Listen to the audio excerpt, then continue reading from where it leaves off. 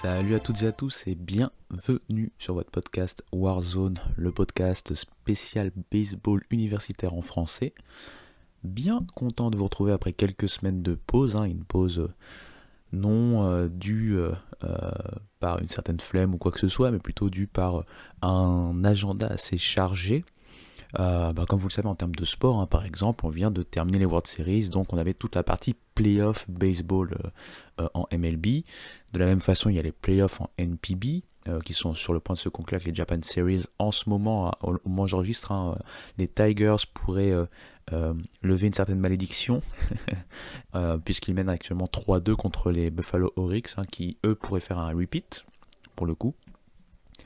Et donc avec toutes ces news, on va dire tout ce qui se passait en ce moment dans l'univers du baseball, il était très difficile pour moi de pouvoir aussi faire un podcast sur le college baseball, en sachant qu'on est encore une fois dans une période un peu morte. On va y revenir juste après, j'aime bien faire des longues intros, mais avant de commencer bien entendu la partie promo, vous pouvez retrouver ce podcast sur toutes les plateformes d'écoute, ainsi que sur YouTube. Vous retrouvez le Homera bien sûr sur tous les réseaux sociaux, Facebook, Instagram, X, TikTok même, et bien sûr donc YouTube, puisque c'est vu comme un réseau social au final. On va y aller tranquillement, sans plus tarder, allez, c'est parti.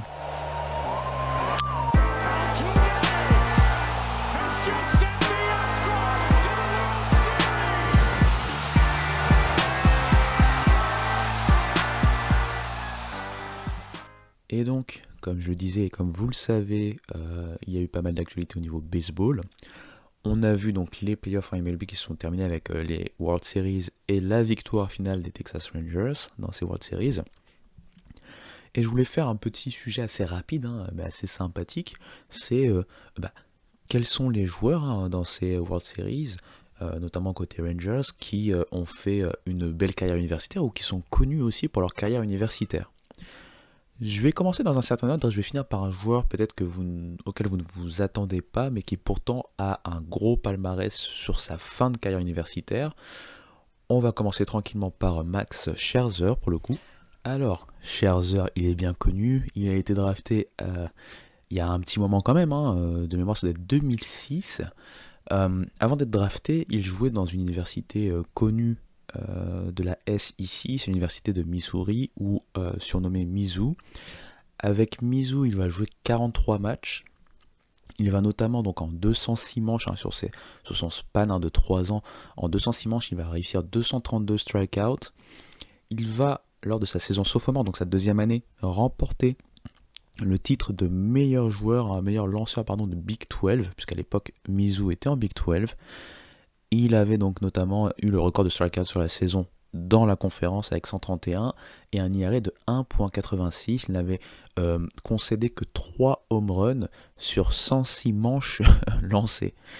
Il faut savoir d'ailleurs, à noter bien sûr, c'est qu'il a été introduit au Hall of Fame de Mizzou en 2011. Et pourquoi je voulais parler de sa draft rapidement, puisqu'il a été drafté, il faut se le rappeler, par les Diamondbacks. Et donc, ironie du sort, il remporte le titre face à ces derniers alors qu'il est du côté des Rangers de Texas. Un autre joueur dont j'ai envie de parler rapidement, c'est Marcus Semien. Marcus Semien, ça a été un très gros prospect en sortie universitaire. Il faut savoir notamment qu'il joue du côté de Cal, les Golden Bears en Pac-12. Et surtout, ce qui est intéressant, c'est que Cal, c'est pas forcément une grosse fac ces dernières années en termes de baseball universitaire, mais sous l'ère Marcus Semien entre guillemets, ils avaient réussi notamment à aller jusqu'au College World Series. Ensuite, lui, il a été drafté par les White Sox au 6e tour pour pouvoir après bien sûr commencer la carrière qu'on lui connaît avec donc ce titre en 2023 avec les Rangers. Un troisième joueur des Rangers qui là, lui, est beaucoup plus proche de notre période à nous, c'est Josh Jung. Alors Josh Jung, comme son petit frère Jace Jung, qu'on verra certainement un peu plus tard commencer sa carrière en MLB, c'est un pur produit de Texas Tech. Texas Tech a donc eu les frères Young, et donc avant que Jace devienne la star de Texas Tech, son grand frère Josh a été la star donc, de cette même équipe, de cette même fac. Il avait notamment été le meilleur freshman de l'année en Big 12 en 2017. à cette époque-là, il avait quand même réussi plusieurs matchs avec plusieurs coups sûrs dans un même match. Je crois que c'était 24. Euh, et au-delà de ça, en fait, que ce soit lui ou son petit frère, ils ont été reconnus pour leur prouesse offensive. On les connaissait moins pour leur capacité défensive, mais par contre pour les prouesses offensives, ça a été quelque chose d'assez incroyable. Et d'ailleurs, il faut le savoir aussi, c'est que Texas Tech, sous Josh Young, entre guillemets, hein, c'est pas lui qui était le coach, mais bien sûr il faisait partie de cette équipe-là, ils ont réussi à atteindre les World Series euh, 2 saisons. Je pense que c'était ces 2 dernières saisons, hein, pas sa saison freshman, mais sa saison, je pense, sophomore et junior. Euh, et lui d'ailleurs avait fait des tellement grosses saisons qu'il avait été dans les demi-finalistes pour les Golden Spikes notamment. Si on va quand même de l'autre côté, hein, du côté des Diamondbacks, et qu'on s'intéresse notamment à leur one-two punch star, hein, Merrill Kelly et Zach Gallen, et qu'on commence par Merrill Kelly, il faut le savoir, lui il a eu un parcours qu'on peut retrouver chez pas mal de jeunes joueurs, c'est-à-dire qu'il a commencé dans un collège et il a terminé dans un autre collège peut-être plus huppé. Il a commencé en fait dans un petit collège du côté de l'Arizona qui s'appelle Yavapai ou Yavapai, je sais pas comment on le prononce. Et ensuite, après de belles prouesses là-bas, il a fait une 3e saison toujours dans l'Arizona, mais dans une fac bien plus réputée, hein, ASU, donc Arizona State. Et il y a là-bas réussi donc en 18 starts et donc 100 manches, 78 strikeouts, et tout ça en remportant 10 matchs. Il a ensuite été drafté, hein, par les Rays de Tampa Bay. Et ça, c'était au 8e tour, et ça fait un petit moment maintenant, hein, parce que c'était en 2010. Son compère Zach Gallen, lui, a été quand même un très bon joueur, un très très bon joueur de, comment il s'appelle déjà, North Carolina. En ACC, il a fait la misère à pas mal de frappeurs adverses. Il a notamment réussi 42 starts en 260 manches, hein, et donc 260 manches, pardon, au collège baseball. Et que ce soit en lycée et en collège, il a été réputé pour sa balle rapide, quelqu'un qui frappait beaucoup dans la zone et qui réussissait avec sa balle rapide à éliminer pas mal de joueurs. Il avait été drafté lui de manière bien plus récente, hein, en 2016 par les Cardinals, hein, de Saint-Louis. On peut se faire un dernier joueur, puisque lui aussi c'est un gros joueur de collège baseball, c'est Evan Longoria. Evan Longoria, on le connaît, une grosse carrière, euh, et donc notamment avant cette carrière professionnelle, il a eu aussi une très belle carrière universitaire. Il a joué notamment du côté de Long Beach State. Long Beach State, c'est pas forcément la fac qu'on entend le plus parler quand on suit de loin, hein, les sports universitaires, mais Long Beach State, ils ont une forte tradition de baseball. En termes de baseball, je vais pas vous mentir, ils n'ont pas forcément gagné de titre, mais je veux dire, ça reste une grosse équipe de la Big West. Et lui, il a joué là-bas, et notamment quand il a joué là-bas, il a réussi des grosses prouesses, comme notamment sa 2e saison là-bas, avec une moyenne au bâton de plus de 35%, 11 home runs, 40 walks. Il était connu pour sa grosse discipline, hein, à la batte. Et tout ça, ça lui avait amené au final des Golden Spikes. Il ne l'avait pas remporté, je pense que c'était en 2006 de mémoire. Cette même année, il remporte le titre de meilleur joueur de la Big West. Bon, je pense qu'il était ex-aequo. Et pour finir, il avait été drafté donc lui en 2006 du côté de Tampa Bay. Et c'est vrai qu'on l'a connu pendant longtemps à Tampa Bay, hein, Longoria.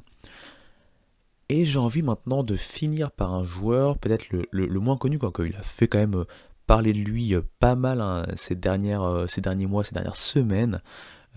C'est bien sûr Josh Sborz. Alors c'est pas le plus facile à prononcer, mais il faut savoir, Sborz, c'est donc un joueur, un de ces rares joueurs qui a non seulement réussi à remporter un titre, donc les World Series, a remporté également un titre universitaire. Alors, on va rappeler son historique. Il a d'abord fait partie de le lycée en fait de McLean en Virginie, et donc moi qui habite à Washington, ou en tout cas la plupart du temps suis à Washington, McLean c'est dans la zone en fait, hein. On va dire c'est l'ouest, ouest, nord-ouest de la Virginie, donc c'est pour vous dire, raconter ma vie, c'est à côté enfin c'est pas loin du tout de mon boulot. Voilà, mon boulot est plutôt en Virginie, donc c'est dans cette zone-là, c'est une zone très riche, très aisée, très voilà. Il fait bon vivre dans cette zone-là. Je pense que pas forcément McLean en soi, mais le nord de la Virginie, c'est une des zones les plus riches des États-Unis et donc des plus chères aussi des États-Unis. Et donc bref, il a été dans ce lycée du côté de McLean où il avait fait des grosses stats. Il avait notamment réussi à recevoir quelques belles récompenses. Les récompenses, vous savez, au lycée, on parle de All-State. Pas forcément de All-American qu'on peut retrouver à partir du collège baseball, mais plutôt de All-State, parce que on fait ces compétitions, que ce soit en foot, en basket, en baseball, principalement dans son état. Et donc, il avait été tout simplement un gros joueur, un joueur All-State dans l'état de Virginie quand il a joué donc au lycée là-bas. Et ensuite, il a décidé de partir plutôt du côté de l'université de Virginie, donc UVA. À UVA, la plupart de sa carrière, il l'a joué dans le bullpen. Mais, comme dans tous les sports, en fonction des blessures et compagnie, ça lui arrivait quand même de jouer pas mal de matchs en tant que starter. Dès sa première saison, Virginia va aller au College World Series. Ils vont jouer les College World Series, ils vont aller jusqu'au final de College World Series. Et notamment, il va lui lancer le 3e match des College World Series face à Vanderbilt. Malheureusement, ils vont perdre face à Vanderbilt. Vanderbilt de cette époque-là, ça doit être le Vanderbilt de Swanson, Dansby Swanson, Walker Buehler et compagnie, donc une équipe all-time en termes de college baseball. Et Virginia va donc se dire, ok, on n'est passé pas si loin que ça du titre. Est-ce qu'on pourrait pas faire un dernier push avec cette génération? Et donc Sborz va repartir dans le bullpen la plupart du temps, il va quand même continuer à faire quelques starts. La saison 2015, il va finir avec un IRA de 2.49 et donc notamment il va être l'un des meilleurs en termes d'IRA dans sa conférence qui est donc la ACC. Il va être surtout un acteur majeur, si ce n'est principal, des College World Series de cette saison-là, puisqu'il va notamment remporter les College World Series avec Virginia et il va être nommé MOP, Most Outstanding Player, puisque lors de ces World Series, il va réussir à compiler 3 victoires en tant que lanceur, un save, puisqu'il était notamment plus releveur que, comme j'ai dit, starter.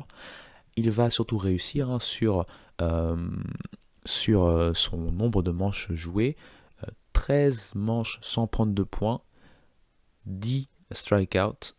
Il n'aura concédé que 4 walks, donc 4 buts sur balle et 7 coups sûrs. Donc voilà, je voulais finir par ce joueur-là, puisque c'est peut-être pas le plus connu, mais par contre, c'est un joueur qui a réussi à gagner, que ce soit au niveau amateur, donc au niveau collège, au niveau universitaire, et au niveau professionnel avec ses World Series 2023. Voilà pour ce petit premier sujet. On va passer au second sujet, mais pour l'instant, on fait une petite transition musicale.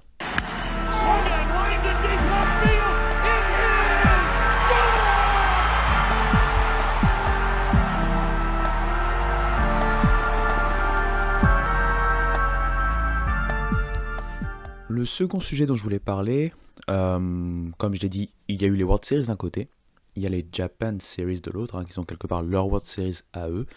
On va pas parler de ça, mais en parallèle de ça, il y a donc la draft qui se déroule également en NPB. Lors de cette draft, et avant qu'elle arrive, tout le monde s'attendait et s'accordait pour dire qu'il y avait un joueur, un phénomène lycéen, qui allait normalement être drafté tout en haut. Ce joueur-là s'appelle Rintaro Sasaki.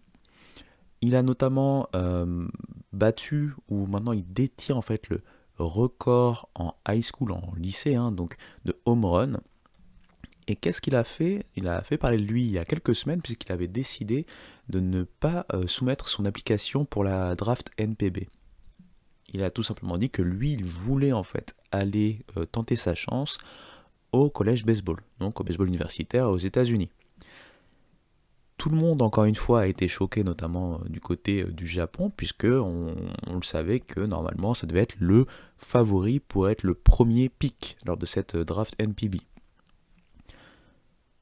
Au-delà de ça, ce qui est intéressant, c'est que pour ce type de joueur vraiment un gros prospect lycéen, on n'a jamais vu ça en fait, un gros prospect lycéen japonais qui décide de lui-même d'aller en termes de college baseball tenter sa chance alors qu'il avait normalement l'assurance de pouvoir faire la draft NPB, et surtout dans une stratégie très bien ficelée et très bien ciblée, hein. Tout simplement, l'objectif c'est de rentrer en MLB via la draft et pas via le système de poste, hein, comme on peut le voir pour pas mal de joueurs, comme l'année dernière par exemple.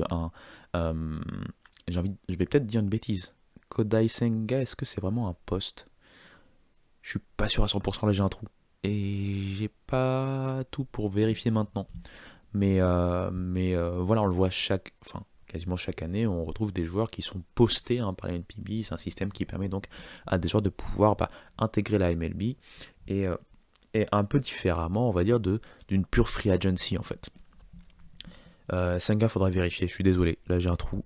Mais par exemple, je pense savoir que un joueur comme euh, Munetaka Murakami, pardon, qui a été donc le MVP la saison régulière 2022 en NPB et qui a été stratosphérique, on imagine qu'il va être posté, hein, d'ici 1 ou 2 saisons. Normalement, le joueur qui devrait être libre via ce système cette saison, ça va être justement le lanceur partant qui est star, hein, meilleur lanceur de cette saison, encore une fois, c'est Yoshinobu Yamamoto. Et donc, le sujet, c'est pas vraiment ça. On va essayer de revenir sur nos pattes. Le sujet, c'est pas forcément non plus Rintaro Sasaki et donc ce phénomène sans précédent. Euh, mais j'ai envie de parler d'un joueur qui, moi, m'a marqué la saison dernière. Il a un parcours totalement différent, même si c'est un joueur japonais qui s'est retrouvé lui aussi en collège baseball. Et ce joueur s'appelle en fait Riku Nishida. Je vais vous faire un petit, pas vraiment une biographie complète, mais un petit topo concernant ce joueur. Euh, il faut le savoir, ça a été un joueur qui a fait vraiment parler de lui la saison dernière, la saison qui vient de se passer. C'est comme ça que moi je l'ai connu en tout cas, hein. Euh, il avait réussi notamment son premier home run en carrière cette saison, c'était face à San Diego. Et surtout, il a montré des grosses qualités athlétiques, en termes de défense, en termes même d'attaque. En attaque, ça a été vraiment pas mal. Et surtout, ce qui avait fait parler, c'est le fait qu'il utilisait une batte en bois. Et malgré cette batte en bois, il réussissait beaucoup de choses assez intéressantes. Et il a fini même par être drafté cette saison. Donc, on va aller dans l'ordre encore une fois. Je voulais aller vraiment dans un ordre spécifique, mais je suis en train de regrouper un peu toutes mes notes pour vous faire l'histoire dans le bon ordre. En gros, en fait, Riku Nishida, il était un très bon joueur, un très bon joueur lycéen. C'était pas forcément une star au lycée du côté d'Osaka, mais c'était un très bon joueur lycéen. Il a euh, marqué, pas forcément de manière historique, mais marqué quand même sa génération, hein, en termes de performance au baseball. Mais il y avait un problème. Il en avait marre un peu de la culture qui, selon lui, était trop stricte en ce qui concerne le baseball au Japon, et notamment au niveau lycéen. Ça l'a vraiment en fait démoralisé, il était dégoûté et il avait décidé lui d'arrêter carrément de jouer au baseball et il s'est dit je vais faire comme mon papa, je vais devenir un manager, company manager, donc en fait presque un VP, hein, presque un président, quelqu'un qui va donc être un entrepreneur et un gestionnaire de compagnie, d'entreprise, si on préfère parler français. Son père lui a dit écoute, je pense que ça serait dommage, hein, vu ton talent, d'abandonner. Pourquoi tu n'irais pas tenter ta chance du côté des US? Tu vas juste jouer aux États-Unis pour l'instant, tu te trouves un petit collège et tu vas juste jouer pour retrouver un peu l'envie, et après on va voir où ça te mène. Et donc, de cette petite suggestion, Riku Nishida va trouver en fait un community college, hein, un JUCO, du côté de Gresham, et ce JUCO s'appelle Mount Hood. Il va aller là-bas alors qu'il ne parle pas un mot d'anglais. Il va avoir donc forcément beaucoup de challenges, hein, sur cette base, hein, puisque comme il ne parle pas anglais, c'est beaucoup plus difficile pour l'intégration, mais il va avoir la chance, c'est que euh, une des personnes qui travaille là-bas et qui est euh, voilà, responsable, on va dire, de la partie internationale, hein, des étudiants internationaux, cette personne s'appelle Tabitha Fleming, et en fait, elle parle aussi japonais. Donc, de par on va dire cette relation qui va naître entre les deux, il va non seulement devenir de plus en plus à l'aise aux États-Unis de par son intégration, son apprentissage de l'anglais au fur et à mesure, et en même temps, en devenant de plus en plus à l'aise, il va aussi montrer à quel point c'est un très très très bon joueur. Il va montrer notamment toutes ses qualités athlétiques, euh, notamment, comme j'ai dit, en termes de défense, une défense élite. Euh, il se déplace très vite, il se déplace très bien. Euh, c'est pourtant un joueur qui est assez petit de taille. Je pense que c'est un 1m75, peut-être même un peu moins. Ça va être à vérifier quand même pour être sûr, mais je pense que c'était ça, 1m75. Et malgré ça, il va montrer en fait que non seulement il peut frapper, il peut aussi faire montre en fait une belle puissance de bras en termes de défense, lancer la balle. Il va montrer aussi pas mal de vélocité comme j'ai dit. Et il va notamment être à l'initiative de beaucoup de double plays, de double jeu tout simplement, du côté de ce Juco. Tout ça en fait va faire qu'il va très vite devenir une star de ce petit Juco. Et Oregon, via ses scouts, vont le trouver en fait tout simplement et vont le faire signer, le faire venir via un transfert du côté, enfin c'est pas exactement un transfert parce qu'en fait il avait fini ses 2 saisons tout simplement de JUCO, puisque Community College en général c'est 2 ans en fait tout simplement. On va dire c'est un peu comme une sorte de classe préparatoire de 2 ans avant d'aller faire le reste de son système, enfin de ses études académiques en collège quoi, si on veut s'exprimer un peu mieux. Il va donc arriver en fait du côté d'Oregon, Eugene, et il va donc jouer là où le baseball a ce qu'il faut en termes d'histoire, c'est la Pac-12. En Pac-12, il arrive, il fait montre de très très belles qualités, notamment encore une fois des qualités athlétiques assez impressionnantes. Il va notamment réussir, grâce à sa vitesse, à voler notamment 25 bases. 25 bases.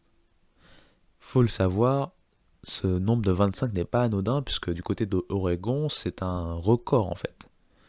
C'est un record qui, je pense, de mémoire, c'était 60 ans, je l'ai lu en fait, mais comme d'habitude, je prends pas les notes qu'il faut. Je prends des notes, mais pas celles qu'il faut. Pas les plus importantes ou pas les plus détaillées. Mais je pense que c'était à peu près 60 ans. Et il a réussi donc à battre ce record. Il a aussi battu le record sur une saison du nombre de runs scorés, donc du nombre de points scorés, avec 67. Il aura notamment réussi pas mal de choses à la batte. Il va être bien placé en ce qui concerne son nombre d'at-bats, son nombre de coups sûrs, son nombre de matchs avec plusieurs coups sûrs dans un même match. Et il faut le savoir, grâce à toutes ces grosses performances, il va notamment avoir une mention en termes de All Pac-12. Comme si c'était pas assez, là où il va montrer une progression de plus en plus flagrante au fur et à mesure de la saison, ils vont se retrouver au Oregon, donc dans le Regional de Nashville, donc à devoir se battre notamment avec Vanderbilt qui fait figure de favori, puisque c'est son Regional, et d'autres équipes. Mais Oregon va upset Vanderbilt, et l'un de ses principaux fers de lance lors de cet upset, dans tout ce Regional, c'est justement Riku Nishida. Il va d'ailleurs du coup être le meilleur joueur de ce Regional. Il va donc remporter ce qu'on appelle le titre honorifique du MVP du Regional de Nashville. Oui, j'ai du mal à retrouver mes mots en français, c'est ça de plus parler français, si ce n'est pour les podcasts hype, depuis autant de semaines. Vous me pardonnerez. En faisant tout ça, il commence à montrer que il pourrait, pourquoi pas, être un joueur intéressant et intriguant du côté de la MLB. Et il va notamment être drafté. Il va peut-être pas être drafté au plus haut, il va être drafté là au 11e tour du côté de la White Sox, Chicago White Sox. Et il faut le savoir, forcément en étant drafté aussi loin, on peut se poser des questions, est-ce qu'on va vraiment être signé, est-ce qu'on va pouvoir avoir sa chance, intégrer le système, le farm system et vraiment pouvoir faire montre de ses qualités et donc pouvoir se développer. Et si je dis pas de bêtises, il a intégré donc le farm system des White Sox parce qu'il a intégré donc ce circuit qui lui permet de jouer dans les minor leagues. Beaucoup de personnes sont très intriguées à son sujet parce que comme je l'ai dit, c'est un joueur qui a montré de très très belles qualités, des qualités assez uniques. Et du coup, en entrant en fait dans le farm system des White Sox, il a directement intégré le top 30 du top prospect en fait des White Sox. Ce qui intrigue vraiment, on va dire, c'est son approche en fait à la batte. Au-delà de toutes les qualités que j'ai énoncées auparavant, c'est quelqu'un qui est très très très discipliné, et notamment en termes de strikeout. Il identifie très bien sa zone, et aussi en fait il a montré pas mal de QI baseball en termes des approches qu'il pouvait mener lors de ses at-bats ou lors de ses en tout cas plate appearances. Enfin, un autre point, et après on va s'arrêter là, mais c'était vraiment pour vous présenter ce jeune joueur qui pourrait pourquoi pas faire son chemin jusqu'au majeur dans quelques années. Un autre point en fait à énoncer avec lui, c'est sa capacité à apprendre et donc à jouer plusieurs positions. On le sait, le baseball, c'est un jeu qui peut être versatile. On peut avoir pas mal de prospects qui sont capables de jouer à plusieurs positions. Donc là, rien d'effarant. Mais lui, en fait, il est en train de prouver dès ses premiers pas du côté des mineurs qu'il peut travailler pour jouer même en termes de champ extérieur. Je cherchais encore les mots en français. Il a notamment montré quelques matchs intéressants en center field et puis en left field. Donc c'est pas forcément un simple seconde base ou un seconde base slash shortstop et on s'arrête là. Non, il veut montrer sa versatilité, il veut montrer en fait qu'il peut être bon partout. Seconde base, troisième base, center field. Il veut vraiment montrer qu'il peut devenir un professionnel très intéressant en MLB. Et dernière chose à noter, c'est qu'il y a beaucoup de personnes, beaucoup d'observateurs qui ont dit que sa façon, on va dire que son setup et sa façon surtout d'approcher, on va dire le mouvement offensif en termes de batte, tout ce qu'on retrouve en termes de batte, ça se rapproche un peu de Ichiro Suzuki. Donc lui, très clairement, il dit non, on n'a aucun rapport. Ichiro, c'est Ichiro, légende incommensurable et compagnie, mais c'est intéressant. Après, bien sûr, on le sait très bien à ce jeu-là, hein, la hype fait que des fois on peut trouver des comparaisons. Déjà, des comparaisons en termes d'origine, puisqu'il est japonais, Ichiro est japonais, on voit très, très vite, hein, ils font des relations assez simples. Mais bon, on va pas vouloir lui porter la poisse, on va juste continuer à regarder du coin de l'œil un peu comment il arrive à se débrouiller. Je sais que déjà, il avait, en quelques semaines de minors, il avait réussi à voler 5 bases. Il avait notamment aussi réussi à provoquer pas mal de buts sur balle. Je pense qu'il en avait 8. Je pense qu'il a fini un truc genre 8 buts sur balle pour 6 strikeouts et puis 5 bases volées. Et puis sur un petit span, hein, parce que c'était une dizaine de matchs joués en minor leagues. Donc on va continuer à l'observer tranquillement, mais voilà, je voulais parler de ce joueur-là, faire une comparaison qui est pour le coup complètement différente du phénomène Rintaro Sasaki, qui lui pour le coup est attendu au plus haut et qui devrait donc certainement commit pour une fac déjà de renommée. On parle notamment de Vanderbilt. Vanderbilt, ça serait pas mal, puisqu'il y a j'allais encore dire Tyrone Corbin. Tim Corbin, pardon. Tyrone Corbin, c'est NBA. Tim Corbin, c'est lui le coach légendaire de Vanderbilt. Mais voilà, on va regarder un peu comment ça se passe pour ces joueurs-là.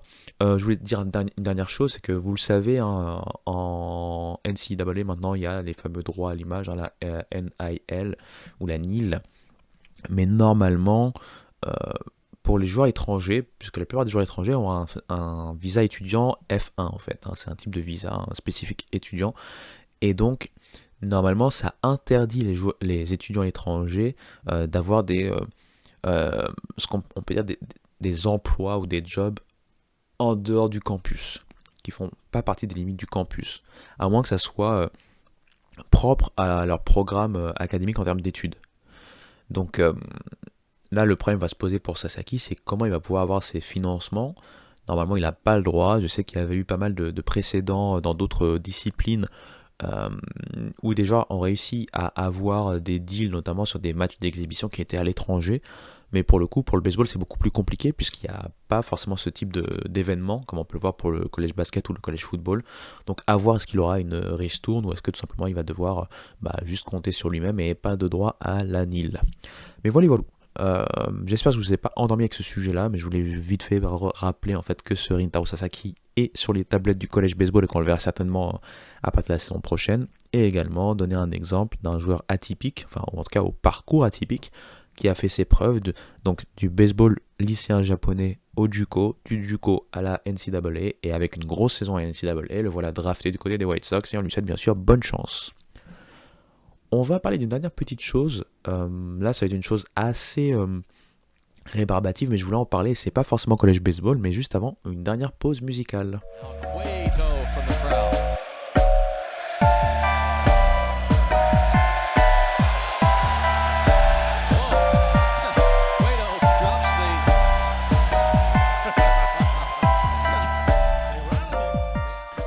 Alors, ce dernier sujet, c'est un sujet assez spécifique, assez complexe. Donc voilà, je comprendrai si les stats baissent drastiquement à ce moment-là.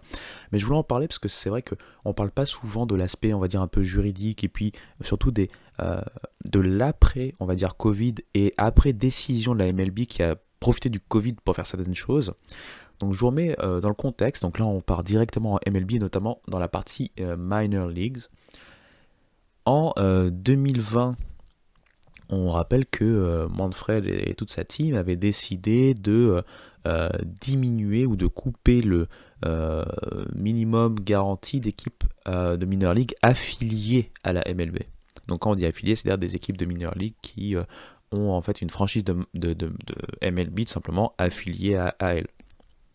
Je vous donne un exemple, le Oklahoma City, je pense c'est Blue Dodgers, un truc comme ça, en fait c'est une équipe de AAA qui est affiliée aux Los Angeles Dodgers, tout simplement.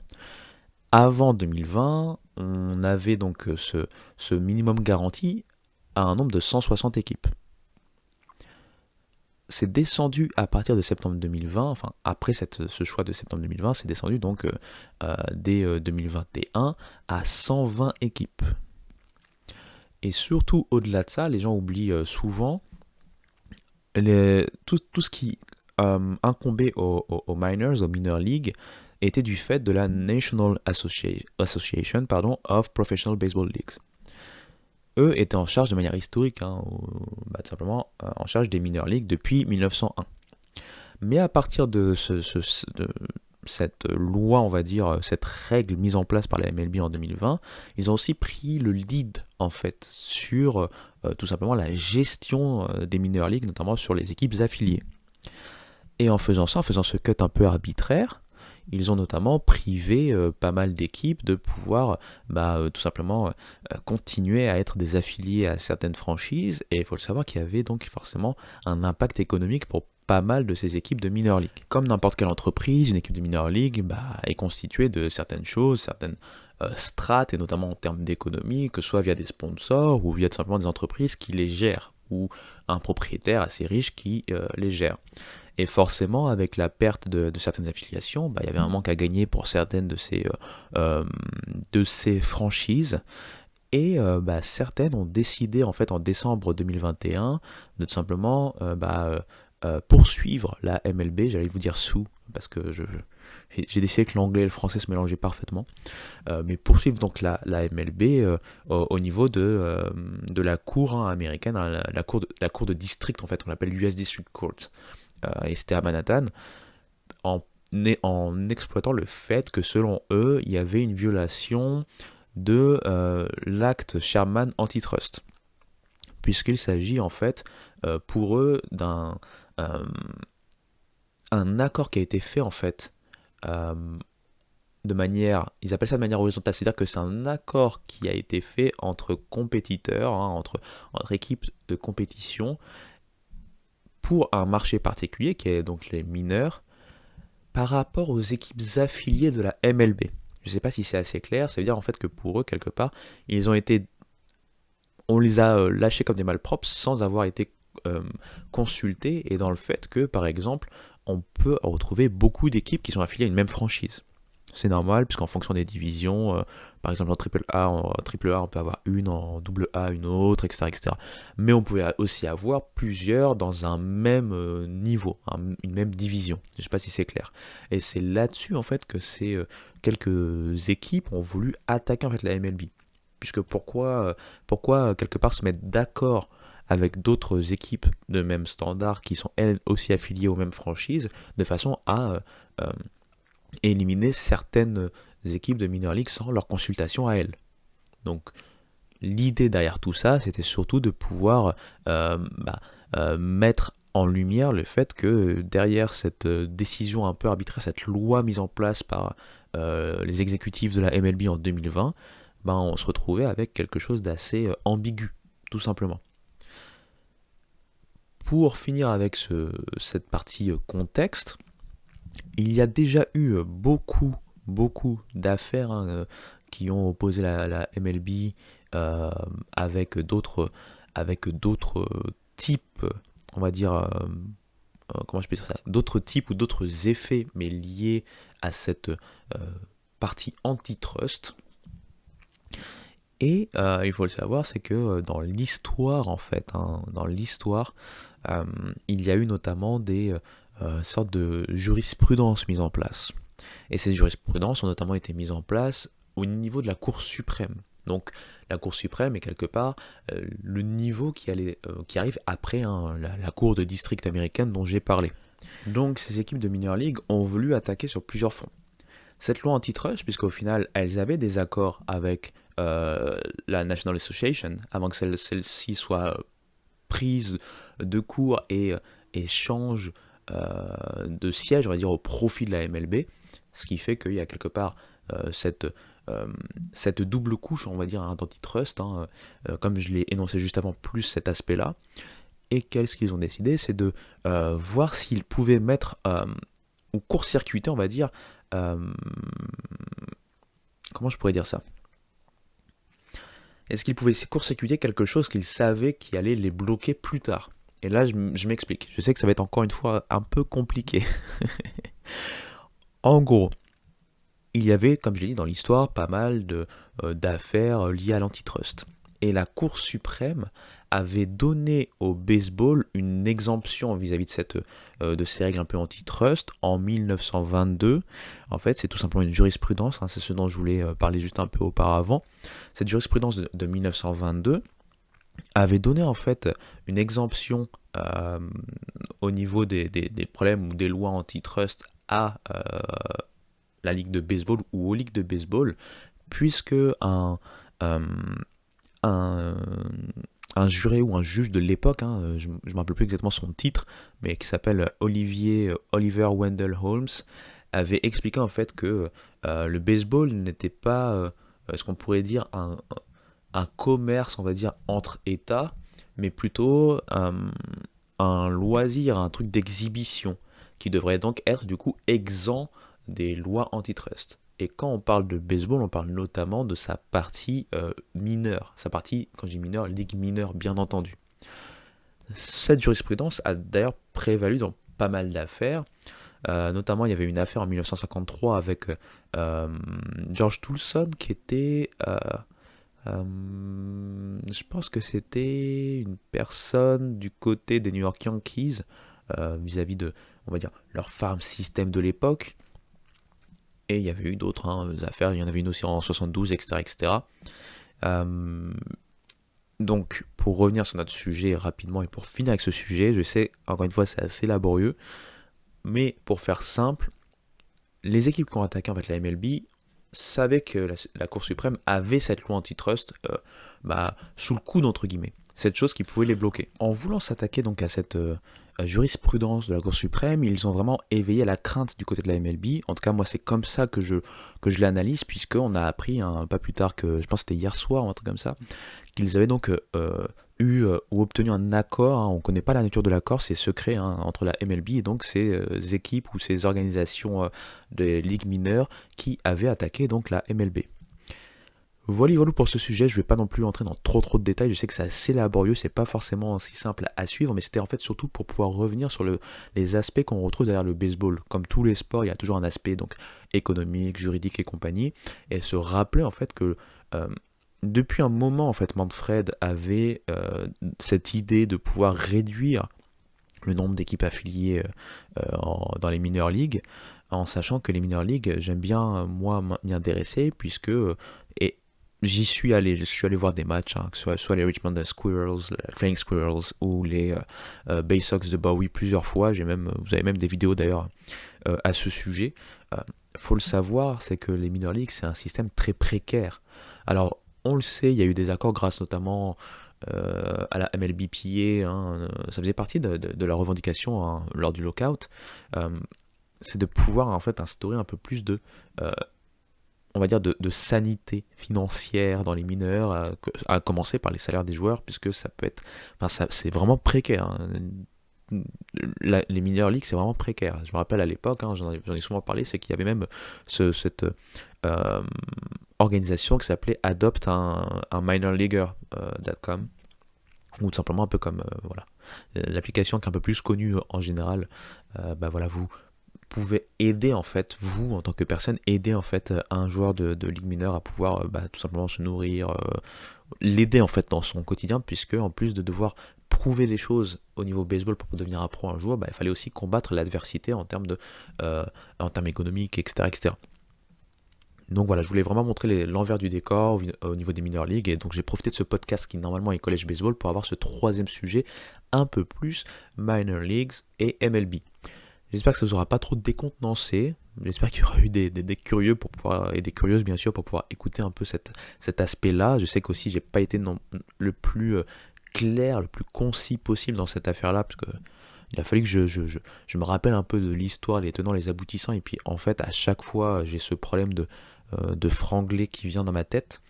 Un truc à travailler, je pense. Hein. Je sais pas ce que vous en pensez. Mais bon, je vais vous laisser tranquille avec ce dernier sujet. On va pouvoir conclure cet épisode de retour qui est plutôt tranquille.